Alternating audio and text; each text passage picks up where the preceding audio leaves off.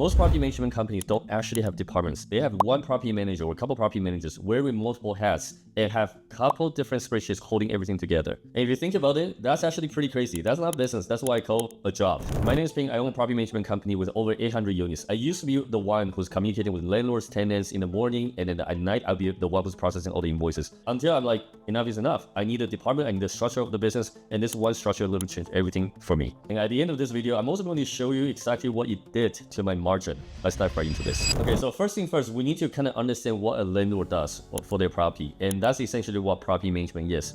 Define property management is what we're trying to do here. So a property manager, if you think about the entire workflow, as soon as you take on the units, a vacant units, what do you need to do? You need to do the marketing, you need to list the property for rent. Essentially, you need to be doing some showings. After you have some showings, then you do the screening for the tenants, do the credit check, background check to make sure that the tenants are actually a good fit for your unit. And then after that, you do an inspection. After this is all done, then it goes into a daily management. So before they move in, you need to actually set them up on the accounting, the ledgers and all that stuff. So rent collection, everything is done correctly, and then you move into some maintenance stuff because things will break over time. And there are going to be some preventive maintenance that you need to handle. But after tenants move in, usually there's going to be a regular maintenance that you still need to handle. So if you look at the entire workflow, there are three things that we can kind of chop it up. One is your leasing, okay, leasing department, leasing all the units. The second part will be the accounting and the admin. So tenants, there's going to be rent collection. Wherever they need to request anything, there's going to be daily communication with the tenants and maybe vendors and even landlords for approval. The last part is the maintenance. Wherever things breaks, because you will, there's a regular maintenance repairs that you essentially need to handle. And once you put these three responsibilities together, this is what makes the role of a property manager. Now that we have a clear definition of a property manager, now how do we actually make it a property management company? It's the same thing, you just need to do it in a structured way and then try to keep it all together for all three responsibility. So when we're building out the org chart, three things being an entrepreneur is that you need to figure out the business direction. So in this case, you might say, I'm thinking about starting a property management company and my goal is to hit 500 units in year 5, okay? A business direction that you're setting up for yourself and a goal. And with this one, now you're thinking about a human resource because we can't do all the work by ourselves, okay? If we're building a business, we need people, we need talent. And this is why it's important to also think about that. Building the org chart will give you a clear idea of how this structure is gonna be. And then once you figure that out, then you figure out the financials. So a lot of times when I'm thinking about a business idea, this is exactly what I would do. Okay, so me being the owner, okay, / CEO. Okay, this later on will get separated. Now I need to think about three different departments as well, we just mentioned. Leasing, accounting, a department, so accounts and admin, and then the maintenance.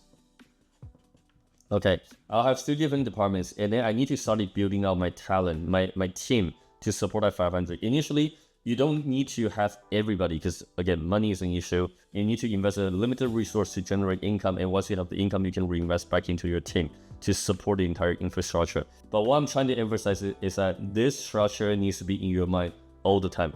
Leasing, initially, you might need to have a manager. Okay, so I'll put a manager in here, and then you might have lots of agents. Now with the accounting, you need to have an admin manager. You can call that office manager as well. Okay, and in here, you might also need a bookkeeping. Okay, so I'll put bookkeeping in here. Now maintenance manager, you have a manager right here, and manager will now have technicians. Okay, in here, you might also have vendors because initially you may not have enough resources to hire full-time technicians. Now, this is really important because once you set it up this way, you can now give a very clear instruction and expectation for each department. For me, initially, how I started was that I knew that leasing side of things has the highest margin. As an owner, I stepped into doing the leasing manager and leasing agents at the very beginning, okay? Because this will allow me to charge 1 month rent, okay? So what I end up doing is that that's all I focus on because what I look at the recurring management and the maintenance, I want to catch that 1 month rent all the time. Okay, if I can stack up 4, 5, 6 different units for rent, I essentially have the income to pay myself right away. And if I can even further scale up into a more expensive market where every single unit is over 2,000, 3,000, or maybe 4K for a single family home, this is where I'm able to charge a lot more money. 4 properties will allow me to actually hire another person. So This is the structure that I started doing. Once you started focusing on this one, then you know right away you need a bookkeeper immediately, because having a right bookkeeper is going to allow you to track all the numbers. And this initially can be part-time. And right now there's a lot of human resource out there for remote workers.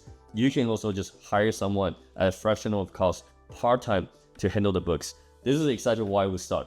Once you have these two pieces, the next one is that you started moving tenants into the units. You started getting contracts for the recurring income. Then I would literally want to free myself up from hiring an admin. This admin will literally help me delegate a bunch of stuff. Tenant request comes in here, processing invoice with the vendors, getting approval from the landlords. You might need to still kind of setting out the process in the very beginning, but I will hire this person up ASAP and continue to keep myself in the leasing position, because this again is what generates the highest revenue and will turn this into a recurring income. And after that, as your unit can start scaling up to 30, 40, 50 different units, you're going to also realize that maintenance coordination is taking up more and more of your time. So this is where initially the admin manager will handle the maintenance, okay? One person wearing multiple hats, but with a structure in mind, later on you're going to also start hiring technician. Hiring technician is going to be the very first step. The reason why I'm saying this is because this layer is management level. This layer is where we generate incomes. Having multiple agents closing sales is what generates a commission for the company. If you started having more technicians here, every technician or vendors goes out there, there's typically a bit of markup or margins that you can make. And this is where I want to stack up my initial staff, because everybody that comes in here, I just want them to keep generating extra income for the company, so I can have more margin to reinvest into the whole operation. Once this gets a little bit out of control, now you're in a management position. You can then start hiring leasing manager or maintenance manager who's very, very good at assessing the situation or even doing the upsell. So at this moment, you have yourself a very fractional part-time bookkeeper, and then also your admin manager. This is what takes up most of the payroll. And when it gets to a point where it's too chaotic for you to handle multiple different technicians, vendors, and agents, this is where my next step is going to be hiring a maintenance manager. A very good maintenance manager will do lots of upsell for you. And what I mean by that is that when the technicians are out there, the manager will be checking out the progress for the technician.